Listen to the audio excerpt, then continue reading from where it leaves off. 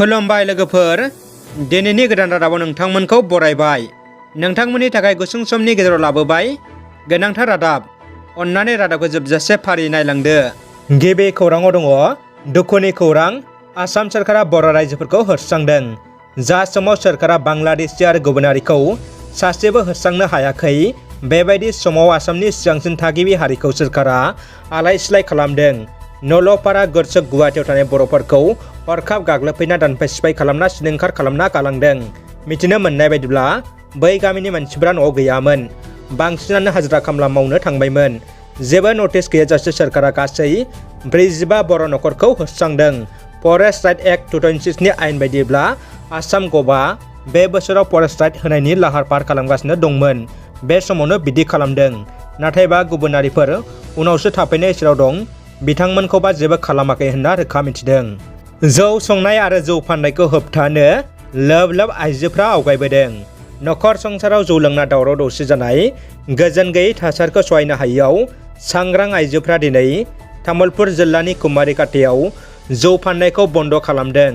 लोगोसे जौ मावनाय आगजुफोरखौ सिलिंखार खालामना जौ फाननायखौ बन्द खालामनो गोख्रों बिथोन होयो। एबसुनि गाहाय नेहाथारि मानगोनां खनिन्द्र बसुमतारिया बुंदों, एबसु आरो एबसुनि दैदेनगिरिफोरखौ मुं सुग्राफ्रा गासिबो एबसुआव थावरि बोनो हायै दैदेनगिरिफोरसो होनना।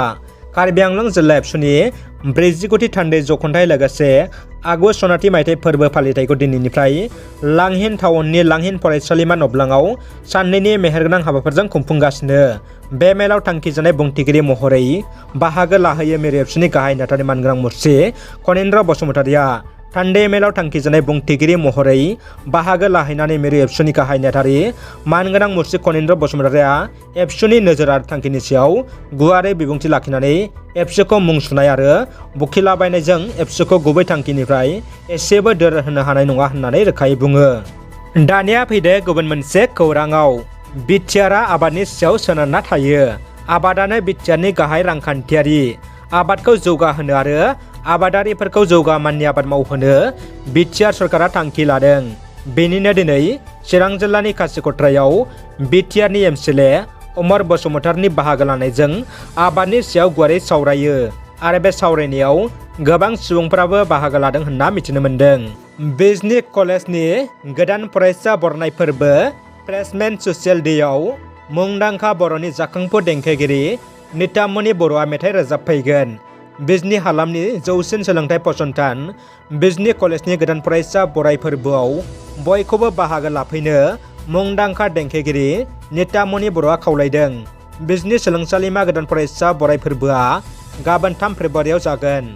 दिनै उत्तर दाखिनखौ प्राइमारि स्वरूप स्थिति प्रसार संसदनि गुरुदेव ब्रह्म बर्डिं स्कुलनि रुपाथि मायथाइ फोरबो फालिनाय हाबाफारियाव बिटिसिनि हाग्रा बिफाननि एम रन्जित बसुमतारि बिथाङा बाहागो लाहैदों।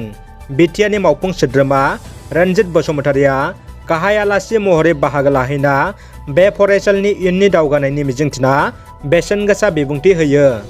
दानिया फैदो जोबथा खौराङाव। आसामाव अर जोंगोन। भाइरेल अडिअ कल रेकर्ड। बाङालि हारिखौ आवलायोब्ला आरो बाङालि हारिखौ गाग्लोबोबा गासै आसामाव अर जोंगोन होनना हुमखि होदों बाङालि टाइगार फर्स आफादआ। दासान्दि आसामाव असमिया आफाद, लाचित सेना आरो बेंगलि आफादनि गेजेराव हारियारि हुंखार होलायनाय जुगुमलायनायखौ नुनो मोन्दों। साननैसो सिगां आसाम पुलिसआ रायजोआव बेंगलिफोरखौ हुमखि होनाय लाचित सेनानि मावथिफोरखौ हमना लाङो।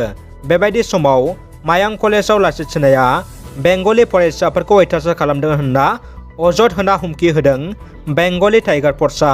रादाबा एसेनोसै लोगोफोर। रादाबखौ जोबजासे नायनायनि थाखाय गासैनिसिमबो साबायखर। अन्नानै भिडिअखौ लाइक, कमेन्ट, शेयार खालाम। लोगोसे चेनेलाव गोदानै फैदोंब्ला साबस्क्राइब खालामनो गुरै खावलायबाय।